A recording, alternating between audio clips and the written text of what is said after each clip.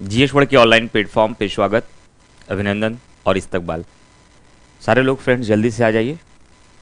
माहिवार वर्मा, नितिन राठौर, सूरज दुबे, रामू अग्रहरी, जितने भी साथी आ चुके हैं क्लास में, सब लोगों का स्वागत है। फटाफट जुड़िए और भी साथियों को जल्दी से जल्दी क्लास में जोड़िए। चलते हैं एक बार फिर से अपन लोग अपने यूपीपीसीएस 2023 के बैच में लेक्चर नंबर 3 की तरफ।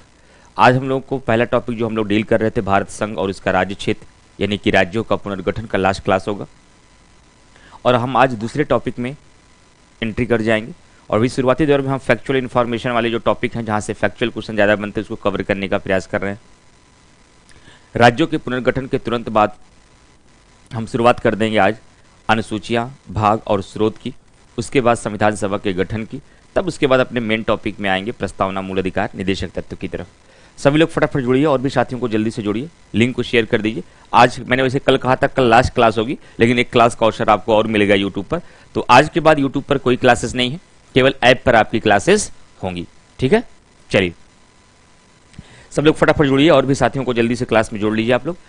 तो कल हम लोग टॉपिक क्या डील कर रहे थे फ्रेंड्स, ध्यान रखिएगा। यूपीपीसीएस 2023 में एडमिशन के लिए आपकी जो फीस है वो 10,500 रुपये फीस रखी गई है और जो 20% का डिस्काउंट मिल रहा था वह वाफ हो चुका है। अब केवल आपको कॉमन कोड पे 5% का डिस्काउंट मिलेगा GSW इमरान 5 पर। GSW इमरान 5 पर आपको 5% का डिस्काउंट मिलेगा। पुराने स्टूडेंट है 10% और मिलेगा। टोटल 15% का अब आपको डिस्काउंट मिलेगा इस बैच में। और उसके अलावा फ्रेंड्स TGT PGT को लेकर के कल आपका पहला क्लास स्टार्ट हो रहा है सुबह 8:30 बजे। कल सोशियोलॉजी के PGT क्वेश्चनों का डिस्कशन होगा, जिसके माध्यम से आपका डेमो क्लास कल सुबह मॉर्निंग में स्टार्ट होगा 8:30 बजे। सोशियोलॉजी बाय धर्मेंद्र सर के द्वारा आपका पहला क्लास स्टार्ट किया जाएगा PGT के क्वेश्चन के डिस्कशन का। ठीक है फ्रेंड्स, चलिए आगे बढ़ते हैं नेक्स्ट पॉइंट की तरफ।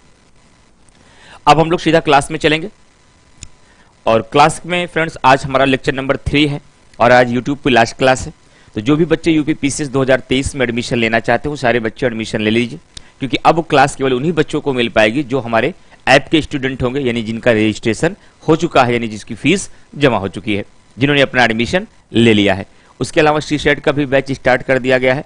सीसेट की बैच की बात किया जाए तो यूपीएससी का सीसेट 6,000 में है फीस उसकी, और जो स्टेट पीसीएस का है वो 5,500 का है। पूरी डिटेल जानकारी के लिए दिए गए इंक्वायरी नंबर पे आप कॉल भी कर सकते हैं। हम लोग पहला टॉपिक भारत संघ एवं उसका राज्य क्षेत्र डील कर रहे थे। इसमें हम मतलब यानी राज्यों का पुनर्गठन पढ़ रहे थे और हम लोग कल की क्लास में सारी समितियों को बता करके, फजल अली आयोग की रिपोर्ट को बता करके राज्य पुनर्गठन अधिनियम 1956 तक पहुंच गए थे। एक बार मैं शॉर्ट रिवीजन कर देता हूं, उसके बाद सीधा राज्य पुनर्गठन आयोग से हम राज्य पुनर्गठन अधिनियम से हम आगे बढ़ेंगे। मैंने आपसे कहा था कल कि जब सभी देशी रियासतों को भारत में शामिल करा लिया गया, तो देशी रियासतों को भारत में शामिल करा लेने के पश्चात भारत में जितने और शेष राज्य बचे हैं, जो भाग का, खा, गा, घा के माध्यम से अलग अलग श्रेणियों में वर्गीकृत किया गया है, उनको किस प्रकार से उनका गठन किया जाए, ये चिंताएं थी। और इसके लिए सबसे पहले मैंने बताया था कि जून 1948 में एसके धर की अध्यक्षता में एक भाषाई प्रांतीय आयोग का गठन किया गया, जिसकी रिपोर्ट दिसंबर 1948 में आती है। और दिसंबर 1948 में जब एसके धर आयोग की रिपोर्ट आती है, तो इस रिपोर्ट में क्या कहा गया, भारत में राज्यों के पुनर्गठन का जो आधार होगा वह प्रशासनिक सुविधा होगी, न कि भाषा। और इसी आयोग की रिपोर्ट का मूल्यांकन करने के लिए दिसंबर 1948 में ही जेवीपी समिति का गठन किया गया, जिसमें 3 सदस्य थे, जवाहरलाल नेहरू, सरदार वल्लभ भाई पटेल और पट्टाभी सितार मैया। और इस की रिपोर्ट जो आती है वह अप्रैल 1949 में आती है। और जेबीपी समिति की जो रिपोर्ट है, उन्होंने भी भाषा के आधार पर राज्यों के गठन को खारिज करके प्रशासनिक सुविधा के अनुसार ही राज्यों के गठन को बेहतर बताया। इसका मतलब है कि उस समय भारत में प्रशासनिक सुविधाओं के अनुसार राज्यों के गठन की तस्वीर साफ हो चुकी थी। लेकिन समस्या केवल एक थी कि दक्षिण के राज्यों में पिछले 3 वर्षों से लगातार इस बात के लेकर के मांग चल रही थी कि भारत में राज्यों का गठन का आधार प्रशासनिक सुविधा ना हो करके बल्कि भाषा के आधार पर गठन किया जाना चाहिए। एक राज्य एक भाषा के सिद्धांत को अपनाया जाना चाहिए। और उसी बीच दक्षिण में एक पोट्टी श्रीरामुलु नाम के व्यक्ति थे, जो इसी बात को मनवाने के लिए आमरण अनशन पर बैठ गए। भूख हड़ताल पर बैठ गए और दिसंबर 1952 में उनका निधन हो गया इसी मांग को लेकर के। और जब उनका निधन हुआ तो जो विरोध केवल दक्षिण में शुरू हुआ था, यह विरोध पूरे भारत में छिड़ गया और सरकार दबाव में आकर के 1953 में भाषा के आधार पर पहली बार पहला राज्य कौन सा गठन किया गया? आंध्र प्रदेश। और आपके आयोग ने सबसे ज्यादा सवाल यही पूछा है कि भाषा के आधार पर गठित होने वाला भारत का पहला राज्य कौन है? आंध्र प्रदेश है। और इसका इतिहास और कॉन्सेप्ट क्या है वो आपको कल की क्लास में समझ में आ गया है। फिर मैंने कहा जब 1953 में भाषा के आधार पर आंध्र प्रदेश गठित होने वाला भारत का पहला राज्य बना, उसके बाद शेष राज्यों के लिए क्या व्यवस्था किया गया और राज्यों का गठन किस प्रकार से किया जाए, किस तरीके से किया जाए, इसके लिए 1953 में यानी कि 1953 में राज्य पुनर्गठन आयोग की स्थापना की गई। क्या? राज्य पुनर्गठन आयोग की स्थापना की गई। किसकी अध्यक्षता में की गई? फजल अली की अध्यक्षता में की गई। इसमें कुल सदस्यों की संख्या कितनी थी? 3 थी। 2 अन्य सदस्य कौन थे? एक का नाम था के.एम. पनिक्कर और दूसरे व्यक्ति का नाम था H.N. कुंजरू, जिनका पूरा नाम हृदय नाथ कुंजरू था। और इनकी रिपोर्ट आती है, इन्होंने अपनी रिपोर्ट में कहा कि भारत में राज्यों का गठन भाषा के आधार पर तो होगा, लेकिन एक राज्य एक भाषा के सिद्धांत को राज्य पुनर्गठन आयोग ने भी इसको खारिज कर दिया था कि एक राज्य एक भाषा के सिद्धांत को नहीं अपनाया जाएगा, फिर भी भाषाई आधार पर राज्यों का गठन किया जाएगा। और इसी की सिफारिश के बाद 1956 में राज्यों के गठन के लिए राज्य पुनर्गठन अधिनियम 1956 बनाया गया। और राज्य पुनर्गठन अधिनियम 1956 के माध्यम से भारत में एक साथ 14 राज्य और 6 केंद्र शासित प्रदेशों का गठन किया गया। क्या? 14 राज्य और 6 केंद्र शासित प्रदेशों का एक साथ गठन किया गया। यहां तक मामला एकदम सही हो गया। जाहिर सी बात है, जब राज्य पुनर्गठन अधिनियम 1956 के माध्यम से एक साथ 14 राज्य और 6 केंद्र शासित प्रदेशों का गठन हुआ, तो उसी समय एक संशोधन किया गया जिसका नाम है 7वां संविधान संशोधन 1956, 7 कॉन्स्टिट्यूशनल अमेंडमेंट एक्ट 1956। और इसके माध्यम से भाग 7 को निश्चित कर दिया गया, यानी कि समाप्त कर दिया गया। और इसी के साथ ही जो अलग अलग वर्गों में सारे राज्य थे उनको फिर एक ही श्रेणी में, एक ही वर्ग में शामिल कर लिया गया। और उसके बाद राज्यों के गठन का सिलसिला भारत में प्रारंभ हो जाता है। और किस राज्य का गठन कब होता है, यही आपके प्रीलिम्स में बहुत सारे सवाल पूछे जाते हैं। तो शुरुआत कहां से करेंगे हम लोग? कल की क्लास जहां यहीं पर समाप्त हुई थी, मैंने एक बार रिवीजन कर दिया। जिन्होंने कल की क्लास लास्ट तक की रही होगी उनको आसानी से सारी बातें समझ में आ गई होगी कि कल की क्लास में क्या क्या हुआ था। चलिए अब सीधा हम लोग आगे चलते हैं।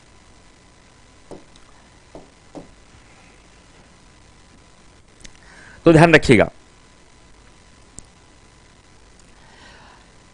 राज्य पुनर्गठन अधिनियम 1956 के माध्यम से राज्य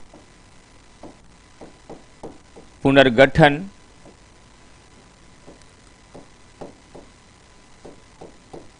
अधिनियम 1956 के माध्यम से जहां एक साथ 14 राज्य एवं 6 केंद्र शासित प्रदेशों का गठन किया गया। 6 केंद्र शासित प्रदेशों का गठन किया गया, प्रदेशों का गठन किया गया। और उसके बाद फिर लगातार राज्यों का गठन का सिलसिला जारी रहा। फिर कब, किस वर्ष, किस राज्य का गठन हुआ, इसको लेकर के आपके एग्जामिनेशन में बार बार सवाल पूछा जाएगा फ्रेंड्स। चलिए अब आगे बढ़ते हैं, विस्तार पूर्वक इसको समझने का प्रयास करते हैं। सबसे पहला सवाल पूछा जाएगा 1960 में गुजरात का गठन किया गया। इसको नोट करते चलिएगा, यही क्वेश्चन आपके एग्जामिनेशन में पूछे जाएंगे। फिर आगे चल के 1963 में नागालैंड का गठन किया गया। फिर 1966 में हरियाणा का गठन हुआ। प्रीलिम्स लेवल पर ही सारे फैक्चुअल इंफॉर्मेशन आपके एग्जामिनेशन में पूछा जाता है। और नागालैंड का जो गठन हुआ था यह 16वें राज्य के रूप में हुआ था। क्या? यह 16वें राज्य के रूप में हुआ था। और हरियाणा का गठन फिर आपका 17वें राज्य के रूप में हुआ 1966 में। फिर उसके आगे चलेंगे 1966 के बाद 1971 में हिमाचल प्रदेश का गठन हुआ। हिमाचल प्रदेश का गठन हुआ और यह भारत का कौन सा राज्य बना? हिमाचल प्रदेश भारत का 18वां राज्य बनता है। कौन सा राज्य बनता है? हिमाचल प्रदेश भारत का 18वां राज्य बनता है। और उसके बाद 1972 में एक ही वर्ष 3 राज्यों का गठन हुआ।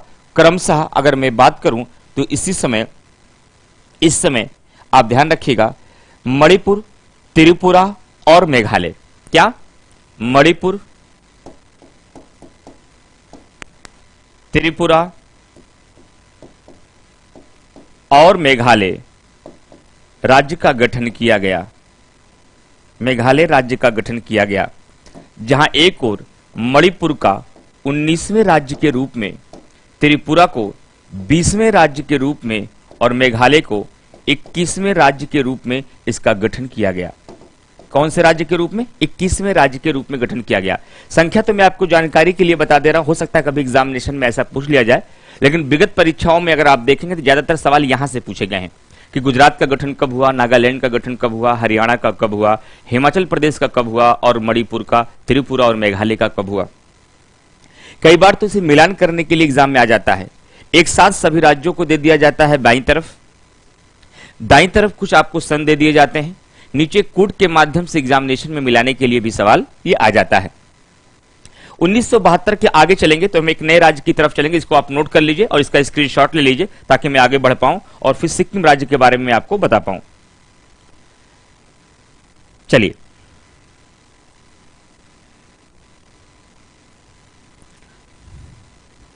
अब आगे बढ़ते हैं। उसके बाद 22वें राज्य के रूप में 1975 में सिक्किम का गठन किया गया। किसका गठन किया गया? सिक्किम का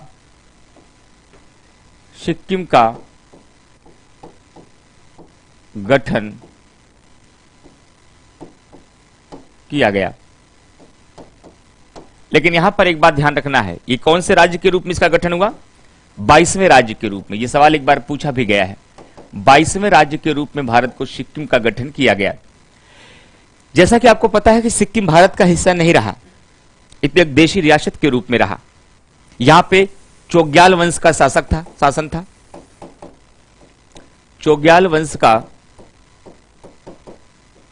शासन था, लेकिन 1975 में इसका गठन तो हो गया, लेकिन इसको लेकर के आपके एग्जामिनेशन में 2 संशोधन पूछा जाता है। वो संशोधन क्या है? वो संशोधन दोनों आपके एग्जामिनेशन में पूछे जाते हैं।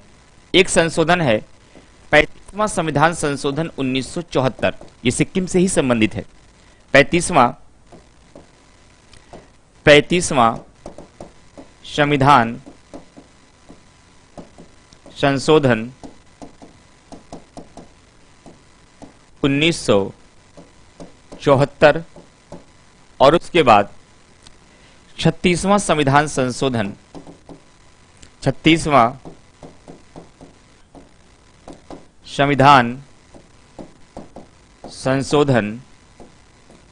1975। ये दोनों संशोधन सिक्किम से ही संबंधित हैं, जहां एक और 35वें संविधान संशोधन 1974 के माध्यम से सिक्किम को सह राज्य यानी एसोसिएट स्टेट का दर्जा दिया गया। एसोसिएट स्टेट का दर्जा दिया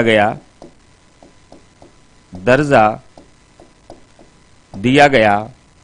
वहीं दूसरी ओर 36वें संविधान संशोधन के माध्यम से 1975 में सिक्किम को पूर्ण राज्य का दर्जा मिल गया। पूर्ण राज्य का दर्जा मिल गया। आपके मन में एक सवाल आया होगा कि सर ये बात समझ में नहीं आई। एक तरफ आपने कहा कि 35वां संविधान संशोधन 1974 के माध्यम से सिक्किम को सह राज्य यानी कि भारत का एक एसोसिएट स्टेट का दर्जा दिया गया, वहीं दूसरी तरफ आपने कहा कि 36वां संविधान संशोधन 1975 के माध्यम से इसको पूर्ण राज्य का दर्जा दिया गया। दोनों में डिफरेंस क्या है? जब सह राज्य का दर्जा सिक्किम को मिला तब इसके पास कैसी शक्ति, कैसा अधिकार था, भारत के साथ इसका कैसा रिलेशन था, और जब इसको पूर्ण राज्य का दर्जा मिला तब इसका रिलेशन कैसे रहा, दोनों में डिफरेंस क्या है? डिफरेंस इस बात का है, जब इसे एसोसिएट राज्य का दर्जा दिया गया तो सिक्किम के वैदेशिक मामले, सिक्किम के रक्षा के मामले, सिक्किम के संचार के मामले, इन तीन मामलों की हस्तक्षेप करने की भारत सरकार की जिम्मेदारी थी। भारत सरकार केवल इन तीन ही मामलों में हस्तक्षेप करता था। उनके इंटरनल मामले में, उनके आंतरिक मामले में किसी भी प्रकार का कोई हस्तक्षेप नहीं होता था।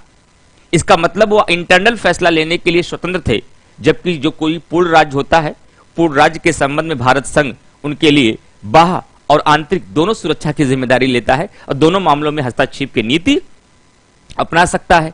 लेकिन जब इसे शुरुआती दौर में इसे भारत के संघ के साथ जोड़ा गया तो केवल इनके तीन मामलों में भारत व्यवस्था बना सकता था, कानून बना सकता था, देख रेख कर सकता था। वह कौन कौन से मामले थे? वैदेशिक मामले, रक्षा के मामले और संचार के मामले। इसलिए 35वें संविधान संशोधन के माध्यम से 1974 में इसे एसोसिएट राज्य का दर्जा मिला, लेकिन आगे चल करके सिक्किम को पूर्णतः भारत संघ में शामिल कर इनके बाह्य और आंतरिक मामलों में वैसा ही संबंध हो गया जैसे भारत के अन्य राज्यों के साथ था। अतः 36वें संविधान संशोधन 1975 के माध्यम से सिक्किम को पूर्ण राज्य का दर्जा मिला। तो यानी कि 1975 में सिक्किम का गठन कर लिया गया। लेकिन ये दोनों का अमेंडमेंट, दोनों संशोधन आपके एग्जामिनेशन में पूछे जाते हैं, तो कई बार बच्चे कंफ्यूज हो जाते हैं कि आखिर 35वें में क्या हुआ और 36वें में क्या हुआ। दोनों के सन का भी अलग है। 35वां संविधान संशोधन जहां एक और 1974 में हो गया था, वहीं दूसरी ओर 36वां संविधान संशोधन 1975 में किया गया। उम्मीद करते हैं यहां तक का मामला एकदम साफ हो चुका होगा। अब आपको आगे लेके चलते हैं नेक्स्ट पॉइंट की तरफ। इसे नोट कर लीजिए और जिन बच्चों ने नोट नहीं किया उसका स्क्रीनशॉट ले लीजिए। मैं आगे बढ़ता हूं। अब हम 1975 के आगे बढ़ना चाहेंगे। 1975 के आगे बढ़ना चाहेंगे। यहां तक 22 राज्य भारत में शामिल हो चुके हैं। अब आगे चलते हैं नेक्स्ट पॉइंट की तरफ। उसके बाद क्रमशः मिजोरम, अरुणाचल प्रदेश और गोवा 1987 में, कब? 1987 में मिजोरम, अरुणाचल प्रदेश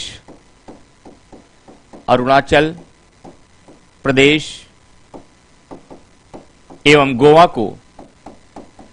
गोवा को भारत में शामिल किया गया, जहां मिजोरम को 23वें राज्य के रूप में, अरुणाचल प्रदेश को 24वें राज्य के रूप में और गोवा को 25वें राज्य के रूप में इसका गठन किया गया 1987 में। और 1987 के बाद सीधा आपको कहां पहुंचना है? 2000 में। लेकिन 2000 में तीन तिथियां याद रखनी है आपको। 1 नवंबर, 8 नवंबर और 15 नवंबर। ये तिथियां भी आपके एग्जामिनेशन में पूछी गई, इसलिए मैं अभी तक केवल ईयर बता रहा था। पहला ऐसा स्थान है, सॉरी यहां पर 8 नहीं बल्कि 9 नवंबर होगा। पहला ऐसा स्थान है जहां पर मैं आपको तिथियों सन के साथ साथ मैं तिथियों का भी वर्णन कर रहा हूं कि किस तिथि को ऐसा किया गया, इसे भी ध्यान रखिएगा। किस तिथि को ऐसा किया गया, इसे भी आपको ध्यान रखना है।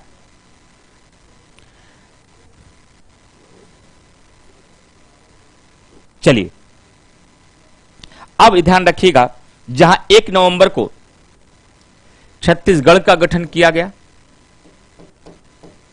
छत्तीसगढ़ का गठन किया गया, वहीं दूसरी ओर 9 नवंबर को उत्तराखंड का गठन किया गया और 15 नवंबर को झारखंड का गठन किया गया, झारखंड का गठन किया गया, जहां गोवा 25वें राज्य के रूप में था, छत्तीसगढ़ को 26वें राज्य के रूप में गठित किया गया और उत्तराखंड को 27वें राज्य के रूप में गठित किया गया और झारखंड को 28वें राज्य के रूप में गठित किया गया।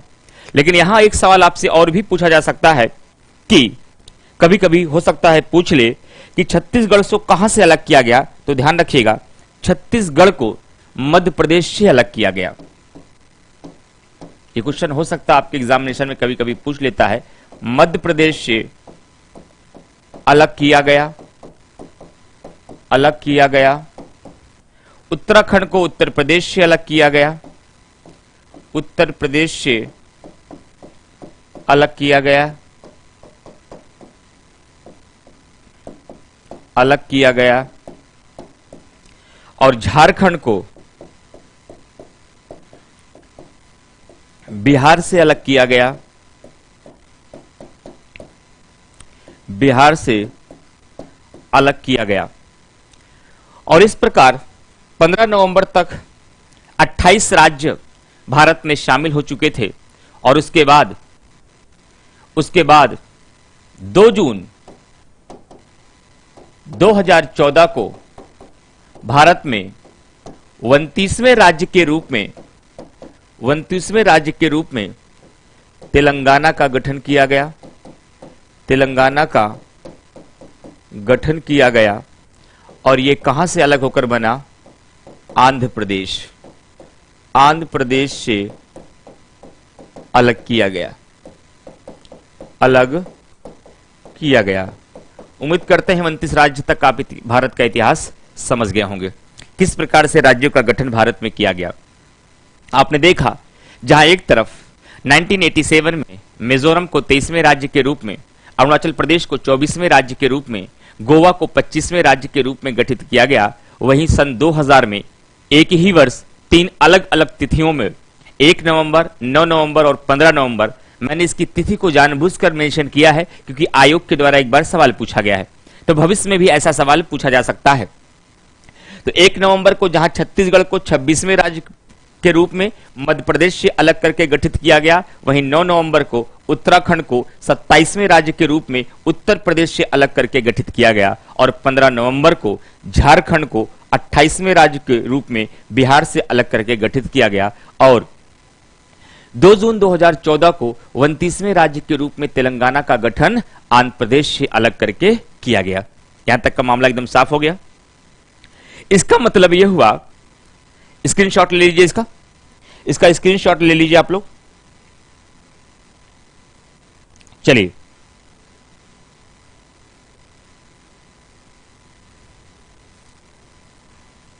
अब आगे बढ़ते हैं। इसका मतलब यह हुआ 2 जून और 2014 की अगर मैं बात कर रहा हूं, उस समय भारत की स्थिति क्या है? 28 नहीं 29 राज्य हैं और 7 केंद्र शासित प्रदेश हैं। यही स्थिति है ना, 7 केंद्र शासित प्रदेश हैं, 7 केंद्र शासित प्रदेश हैं। लेकिन आगे चल करके एक परिवर्तन देखने को आपको मिलेगा। कब? जब जम्मू और कश्मीर पुनर्गठन विधेयक 2019 के माध्यम से जम्मू एंड कश्मीर पुनर्गठन, जम्मू एंड कश्मीर पुनर्गठन विधेयक 2019 के माध्यम से, अधिनियम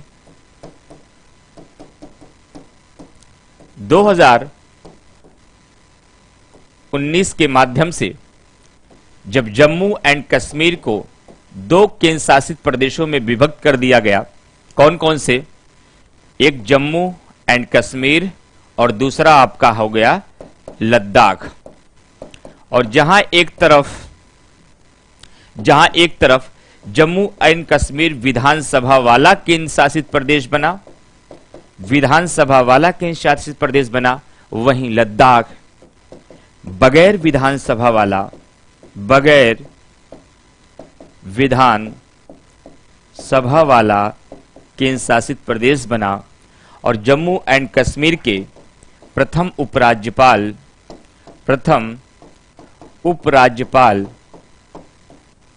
गिरीश चंद्र मुर्मू को बनाया गया, गिरीश चंद्र मुर्मू को बनाया गया, गिरीश चंद्र मुर्मू को बनाया गया।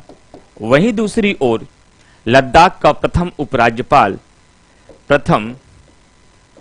उपराज्यपाल राधा कृष्ण माथुर को बनाया गया, राधा कृष्ण माथुर को बनाया गया। और एक और रोचक तथ्य यहां पर होता है, इसके पहले की अगर बात करें तो भारत का एकमात्र केंद्र शासित प्रदेश दिल्ली ऐसा केंद्र शासित प्रदेश था, एकमात्र केंद्र शासित प्रदेश दिल्ली ऐसा केंद्र शासित प्रदेश था जिसका स्वयं का उच्च न्यायालय था, लेकिन इसके पश्चात अब दूसरा केंद्र शासित प्रदेश जम्मू कश्मीर हो गया जिसके पास अपना स्वयं का उच्च न्यायालय होगा। और उच्च न्यायालय होगा, यह भी ध्यान रखिएगा। और इसके पहले जो मुख्य न्यायाधीश बनाए गए जम्मू कश्मीर के केंद्र शासित प्रदेश बनने के पश्चात, वह गीता मित्तल बनाए गए। कौन बनाए गए? गीता मित्तल पहले मुख्य न्यायाधीश इसकी बनाई गई। ये सारे सवाल मैं क्यों डिस्कस कर रहा हूं आपसे? क्योंकि इन सारे पक्षों पर आपसे एग्जामिनेशन में सवाल पूछा गया है। और इसे कब लागू कर दिया गया? 31 अक्टूबर सरदार वल्लभ भाई पटेल के जयंती के दिन 2019 को इसे लागू कर दिया गया। इसका मतलब 31 अक्टूबर 2019 आते आते क्या हो गया? भारत में जहां राज्यों की संख्या 29 थी, घटकर 28 हो गई। भारत में राज्यों की संख्या जो 29 थी वो घटकर 28 हो गई, और केंद्र शासित प्रदेशों की संख्या जो 7 थी वह बढ़कर 9 हो गई। और वर्तमान स्थिति क्या हो गई? भारत में 28 राज्य और 9 केंद्र शासित प्रदेश हो गए। यह स्थिति कब की है? 31 अक्टूबर 2019 की भारत की स्थिति है। और उस समय तक भारत में 28 राज्य और 9 केंद्र शासित प्रदेश हो गए। लेकिन अभी कहानी समाप्त नहीं हुई, अभी एक परिवर्तन और होगा। और वो परिवर्तन का नाम क्या है? उस परिवर्तन का नाम है दादर और नागर हवेली एवं दमन दीव अधिनियम 2019। फिर आगे चल के दादर एवं नागर हवेली एवं दमन एंड दीव अधिनियम 2019 के माध्यम से इन दो अलग अलग केंद्र शासित प्रदेशों को संयुक्त रूप से एक केंद्र शासित प्रदेश बना दिया गया। एक केंद्र शासित प्रदेश बना दिया गया। केंद्र शासित प्रदेश बना दिया गया। केंद्र शासित प्रदेश बना दिया गया। और इसे कब लागू किया गया? 26 जनवरी 2020 को यह लागू हो गया। 26 जनवरी